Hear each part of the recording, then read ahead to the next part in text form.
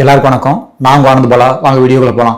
So நம்ம இன்னைக்கு பார்க்க போறது பார்த்தீங்கன்னா, இவ்வளவு நாள் ஒரு வாரமா பார்த்தீங்கன்னாக்க இந்த எலெக்ஷன் முடிஞ்சதுக்கு அப்புறம் யாரு ஆட்சி அமைக்க போறாங்க அப்படிங்கிறதுல மிகப்பெரிய ஒரு போட்டி இருந்துட்டு தான் சொல்லலாம். ஏன்னா டிவிக்கே பார்த்தீங்கன்னாக்க மெஜாரிட்டி 108 சீட்டுகள் வச்சிருந்தாலும், ஆனா அவங்களால 118 இடங்கள் வந்தாதான் பார்த்தீங்கன்னாக்கா ஆட்சி அமைக்க முடியும். அப்படி இருக்கும்போது அவங்களுக்கு கூடுதல் வேற யாராவது சப்போர்ட் பண்ணணும். அப்படிங்கிற போது காங்கிரஸ் வர்றாங்க. அதுக்கப்புறம் பாத்தீங்கன்னா அவங்களுக்கு யார் வர்றாங்கன்னு தெரியாமலே இருந்துகிட்டு இருக்கு.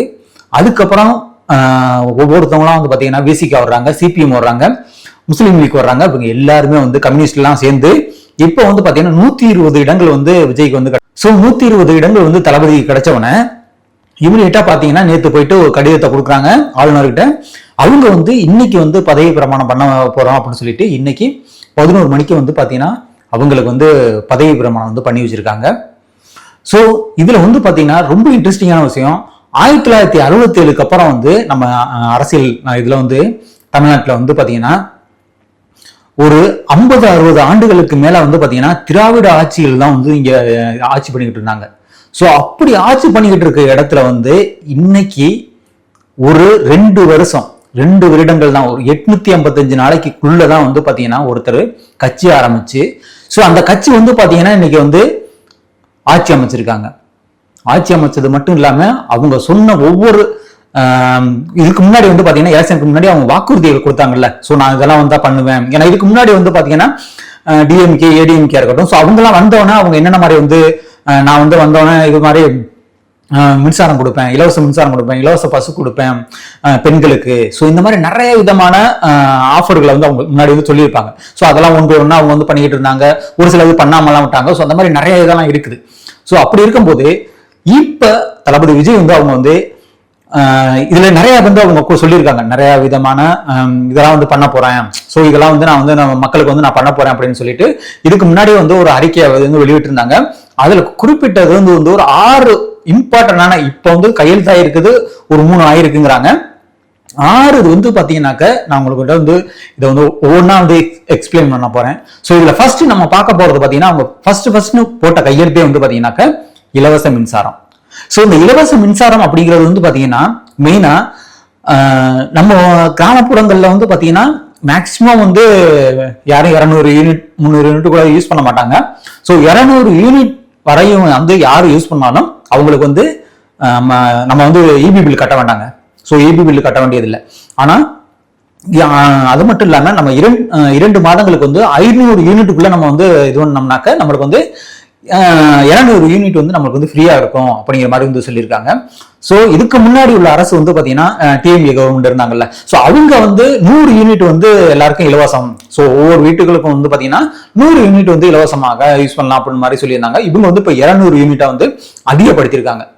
சோ இதுதான் பாத்தீங்கன்னா ஓவராலா இது நிறைய பேருக்கு பெனிஃபிட் தான் இருக்கும். ஏன்னா கிராமப்புறங்கள்ல உள்ளவங்க எல்லாம் பாத்தீங்கன்னாக்க சோ அவங்களுக்கு எல்லாருமே அதிகமா யாரும் 500 யூனிட் எல்லாம் யூஸ் பண்றதுக்கான வாய்ப்புகள் ரொம்ப கம்மியா தான் இருக்கும். சோ அப்படி இருக்கும்போது அவங்களுக்கு இது கண்டிப்பா ஒரு நல்ல ஒரு விஷயம்னு சொல்லலாம். சோ நம்ம அடுத்து பார்க்க போறது பாத்தீங்கன்னாக்க மெயினா இதுல முதியோர்களுக்கான பென்ஷன் திட்டம். சோ இதுல பாத்தீங்கன்னா அவங்க முதியோர்கள்னா 55 60 வயசுக்கு மேல உள்ளவங்களுக்கு எல்லாம் பாத்தீங்கன்னாக்க 3000 ரூபாய் கொடுக்கப்படும். மாதந்தோறும் பாத்தீங்கன்னா 3000 ரூபாய் கொடுப்பாங்க. இதுக்கு முன்னாடி 1000 கொடுத்தாங்க, 1500 கொடுத்தாங்க.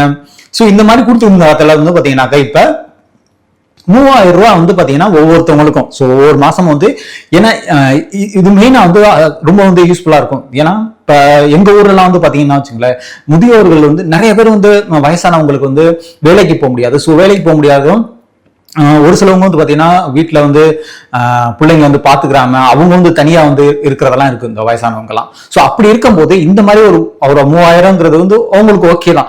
சோ ஓரளவு அவங்க மேனேஜ் பண்ற அளவுக்கு பாத்தீங்கன்னாக்க இது ஒரு யூஸ்ஃபுல்லா இருக்குன்னு தான் நான் நினைக்கிறேன்.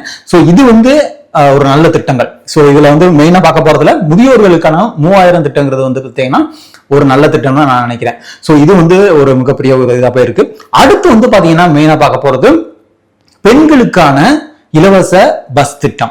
சோ பெண்களுக்கு இலவச பஸ் திட்டம் இதுக்கு முன்னாடி பாத்தீங்கன்னாக்க டிஎம்கே கவர்மெண்ட்ல சோ அவங்க வாக்குறுதி கொடுத்திருந்தாங்க. சோ அதே மாதிரி பெண்களுக்கு வந்து அது இந்த கிராமப்புறங்கள்ல போற பஸ்களா இருக்கட்டும், அதாவது லோக்கல்ல ஓடுற பஸ்களுக்கு மட்டும். ஸோ அது அந்த பஸ்ல மட்டும் பாத்தீங்கன்னா ஒரு டிஃப்ரெண்ட் கலர் அடிச்சிருப்பாங்க. ஸோ அந்த பஸ் மட்டும்தான் இலவச பஸ், மற்ற பஸ் எல்லாம் இலவச பஸ் கிடையாது அப்படிங்கிற மாதிரி வந்து சொல்லியிருந்தாங்க. ஆனா இப்ப டிவிக்கு வர்றதுக்கு முன்னாடி என்ன சொன்னாங்கன்னாக்க, கவர்மெண்ட் பஸ் எங்க போகுதோ, அதாவது பாயிண்ட் டு பாயிண்டா இருந்தாலும் எந்த பஸ்ஸா இருந்தாலும் சரி, ஸோ அவங்களுக்கு பெண்களுக்கு வந்து அதுல வந்து இலவசம் அப்படிங்கிற மாதிரி சொல்லியிருக்காங்க. ஸோ இது வந்து மிகப்பெரிய ஒரு சைடு வரவேற்பா இருந்தாலும், ஒரு சைடு வந்து என்ன இதுல ஒரு சிலவெல்லாம் சொல்லலாம், என்ன லேடிஸுக்கு எல்லாம் கொடுக்குறீங்க, ஜென்ஸ் கொடுக்க மாட்டீங்களா அப்படின்னு. ஆனா இதுல வந்து நிறைய அரசியல்லாம் இருக்குது. பட் இருந்தாலும் ஸோ இது வந்து பெண்களுக்கு வந்து ஒரு நல்ல ஒரு ஆப்பர்ச்சுனிட்டிஸா தான் நான் நினைக்கிறேன். ஸோ இது வந்து மிக ஒரு நல்ல ஒரு திட்டம். ஸோ அடுத்து வந்து பாத்தீங்கன்னாக்க பெண்களுக்கான ஊக்கத்தொகை. ஸோ ஊக்கத்தொகைன்னு சொல்லிட்டு வந்து பாத்தீங்கன்னா இதுல 2500 ரூபாய் வந்து கொடுக்குற மாதிரி வந்து சொல்லியிருக்காங்க. ஸோ இதுக்கு முன்னாடி வந்து 1000 ரூபாய் வந்து யாரு டிஎம்கே கவர்மெண்ட்ல வந்து அவங்க 1000 ரூபாய் போட்டுக்கிட்டு இருந்தாங்க. ஒவ்வொரு குடும்ப தலைவிக்கு வந்து பாத்தீங்கன்னா 1000 ரூபாய் வந்து அவங்க வந்து போட்டுக்கிட்டு இருந்தாங்க. மாசம் மாசம் வந்து கிரெடிட் ஆகிட்டும் போய் எடுத்துட்டு வருவாங்க. அது ஒரு அவங்களுக்கு யூஸ்ஃபுல்லா இருந்துச்சு. ஸோ டிவிக்கு வந்து பாத்தீங்கன்னா நாங்க வந்து ஆட்சிக்கு வந்தோம்னா உங்களுக்கு வந்து நாங்க வந்து 2500 ரூபாய் நாங்க தருவோம், ஒவ்வொரு பெண்களுக்கு வந்து பாத்தீங்கன்னா 2500 ரூபாய் தருவோம் அப்படின்னு சொல்லியிருந்தாங்க. ஸோ அதே மாதிரி வந்து பாத்தீங்கன்னா அவங்களுக்கு 2500 ரூபாய் கொடுக்கப்படும் அப்படிங்கறது வந்து ஒரு அறிவிப்பு வந்து மெயின் நல்ல திட்டங்கள் தான். ஏன்னா பெண்களுங்கும் போது அவங்களுக்கு என்னென்ன தேவைப்படுமோ எல்லாமே வந்து பாத்தீங்கன்னா இதுல இருந்து அவங்க வந்து யூஸ் பண்ணிக்கிறாங்க. ஸோ இது வந்து ஒரு நல்ல திட்டம். அடுத்து வந்து பாத்தீங்கன்னாக்கா மெயினா பார்க்க போறது அதாவது மருத்துவ காப்பீடு. ஸோ மருத்துவ காப்பீடு திட்டம் அப்படிங்கிறது வந்து பாத்தீங்கன்னா எல்லாருக்கும் ரொம்ப யூஸ்ஃபுல்லா இருக்குங்க. ஏன்னா இதுல வந்து பணக்காரங்க இப்ப எல்லாருமே வந்து பாத்தீங்கன்னாக்கா பிரைவேட்ல போயிட்டு தனியார் ஹாஸ்பிட்டல்ல போய் பாக்குறது கிடையாது. ஸோ அவங்க பார்க்கணும்னா இங்க வந்து காசு அதிகமாகும். அப்படிங்கும் போது அவங்க வந்து ஃபர்ஸ்ட் ப்ரியாரிட்டி கொடுக்கறது வந்து பாத்தீங்கன்னாக்கா கவர்மெண்ட் ஹாஸ்பிட்டல்ல தான் கொடுப்பாங்க. ஸோ அப்படி இருக்கும்போது கவர்மெண்ட் ஹாஸ்பிட்டல்ல ஒரு சில ஃபெசிலிட்டிஸ் எல்லாம் வந்து இல்ல, இதுக்கு முன்னாடி இருக்குதா என்னன்னு தெரியல, ஆனா ஒரு சில இதெல்லாம் இல்லாம இருந்துகிட்டு இருக்கு. ஸோ அப்படி இருக்கும்போது அதை வந்து பிரைவேட்டா தான் நாடி போவாங்க. ஸோ அப்படி போகும்போது அவங்களுக்கு வந்து இந்த மருத்துவ காப்பீடுக்கான அவங்க செலவு ஏற்படும் பாத்தீங்களா. சோ அந்த செலவுகளை வந்து இப்ப கவர்மெண்ட் ஏத்துக்கிறோம். அவங்களுக்கு வந்து 25 லட்சம் ரூபாய் வந்து பாத்தீங்கன்னாக்க மருத்துவ காப்பீடா வந்து நாங்க வந்து கொடுப்போம். சோ அப்படிங்கிற மாதிரி வந்து மிகப்பெரிய ஒரு அறிவிப்பை வெளியிட்டு இருக்காங்க. சோ இது கண்டிப்பா வரவேற்கத்தக்கதாங்க. ஏன்னா இதுல எத்தனையோ பேர் ஏழை எளிய மக்கள்லாம் இருப்பாங்க. ஸோ அவங்களுக்குலாம் வந்து பாத்தீங்கன்னா இது வந்து மிகப்பெரிய ஒரு நல்ல ஒரு செய்தி. ஏன்னா அவங்க வந்து கவர்மெண்ட்டுக்கு தான் போகணும், இப்போ கவர்மெண்ட் ஹாஸ்பிட்டல் தான் போகணும் அப்படிங்கிற மாதிரிலாம் கிடையாது. அவங்க பிரைவேட்டுக்கு போனாலும் இந்த காப்பீட்டு திட்டத்தை வச்சு அவங்க வந்து பிரைவேட்ல வந்து நம்ம பணம் செலுத்த முடியும் அப்படிங்கிற மாதிரிலாம் சொல்றாங்க. பாப்போம் இந்த இதை வந்து அமல்படுத்தும் போது அது என்ன மாதிரி வரப்போகுது, எப்படி வந்து அதை யூஸ் பண்ண இம்ப்ளிமெண்ட் பண்ண போறாங்க. ஸோ அப்படிங்கிறத வந்து நம்ம அடுத்த இதுல பார்க்கலாம்.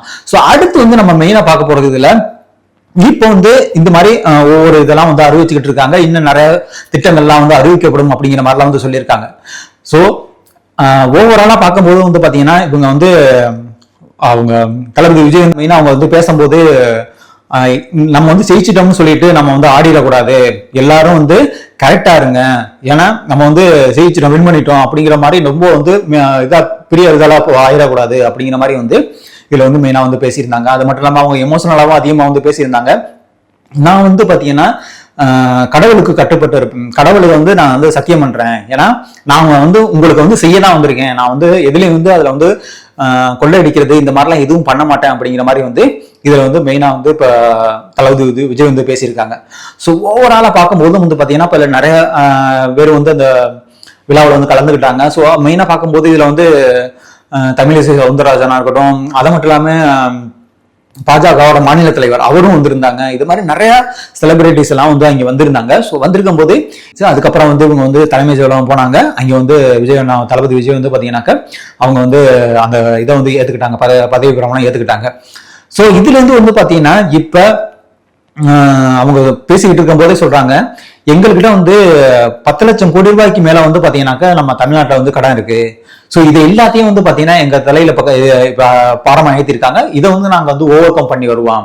ஸோ அது மட்டும் இல்லாம இங்க இருக்கிற என்னென்ன இப்ப நாங்க போயிட்டு உள்ள போய் செக் பண்ணிட்டு என்னென்ன வந்து எப்படி வச்சிருக்காங்க, என்னென்ன துறையில என்னென்ன மாதிரி ஒரு இது நிலைமைகள் இருக்கு அப்படிங்கறதெல்லாம் வந்து பாத்தீங்கன்னா உங்களுக்கு வெள்ளை அறிக்கையா வந்து நாங்க வந்து வெளியில விடுவோம். ஸோ அப்படிங்கிற மாதிரி வந்து சொல்லியிருக்காங்க. பாப்பா என்னென்ன மாதிரி வந்து நடக்க போகுது, என்ன இதுக்கு முன்னாடி உள்ளவங்க எத்தனை பேர் என்னென்ன பண்ணினாங்க என்னன்னு தெரியல. ஒவ்வொரு துறையிலையும் வந்து எவ்வளவு ஊழல் நடந்திருக்கு, எவ்வளவு வந்து பணப்பட்டுவாடா நடந்திருக்கு, எவ்வளவு வந்து பணம் வந்து வாங்கியிருக்காங்க. ஸோ எல்லாமே வந்து டேட்டா இருக்கும். அதெல்லாம் வந்து கைப்பற்றினாங்கன்னா கண்டிப்பா இது மிகப்பெரிய ஒரு இஷ்யூவா ஆகும் தான் நினைக்கிறேன். ஸோ அது மட்டும் இல்லாம அவங்க வர்றதுக்கு முன்னாடி வந்து பாத்தீங்கன்னாக்க அதிகமா வந்து எல்லாம் சொல்லியிருந்தாங்க, விஜய் நான் வந்தாக்க கண்டிப்பா வந்து அவங்க ஒரு நல்லது பண்ணுவாங்க. ஏன்னா அவங்க வந்து அவங்க ஆல்ரெடி வந்து பாத்தீங்கன்னா ஒரு படம் நடிச்சாங்கன்னாக்க 150 கோடி 200 கோடி ரூபா வந்து அவங்க வந்து அவங்களுக்கு கொடுப்பாங்க. ஸோ அப்படி பணம் கொடுக்க டைரக்டர் கொடுக்குற அளவுக்குல இவங்களுக்கு ப்ரொடியூசர் வந்து அவங்களுக்கு வந்து 200 கோடி ரூபாய்க்கு மேல வந்து அவங்களுக்கு வந்து சம்பளமா கிடைக்கும். ஸோ அதெல்லாம் விட்டுட்டு மக்களுக்காண்டி நான் செய்யணும் அப்படின்னு சொல்லிட்டு ஒருத்தர் வர்றாருன்னா கண்டிப்பா நல்லா செய்வாரு அப்படின்னு நினைச்சிட்டு மக்கள் எல்லாம் எல்லாருமே ஓட்டு போட்டிருக்காங்க. ஸோ ஓட்டு போட்டு அவங்க வந்து ஜெயிக்க வச்சிருக்காங்க. ஸோ அவங்களும் வந்து இப்ப பதவி பிரமாணம் பண்ணிட்டாங்க. ஏன்னா 1967 அப்புறம் வந்து பாத்தீங்கன்னா ஒரு திராவிட கட்சி இல்லாத ஒரு கட்சி வந்து பாத்தீங்கன்னா தமிழ்நாட்டை ஆள போறாங்க. இந்த 5 ஆண்டுகள் வந்து ஆள போறாங்க. பாப்போம் இந்த என்ன மாதிரி பண்ண போறாங்க அப்படிங்கிற மாதிரி. இது மாதிரி நிறைய சொன்ன அவங்க கோரிக்கைகள் எல்லாம் அவங்க சொன்ன என்னென்ன வந்து நான் செய்ய போறேன் அப்படின்னு சொன்னதெல்லாம் வந்து இது மாதிரி ஒவ்வொன்றா இம்ப்ளிமெண்ட் பண்ணாங்கன்னா கண்டிப்பா நல்லா இருக்கும். ஸோ இதை நம்ம இந்த வீடியோல பாக்குற மாதிரி இருந்தா வாங்க அடுத்த நாங்க ஆனந்து போலாம்.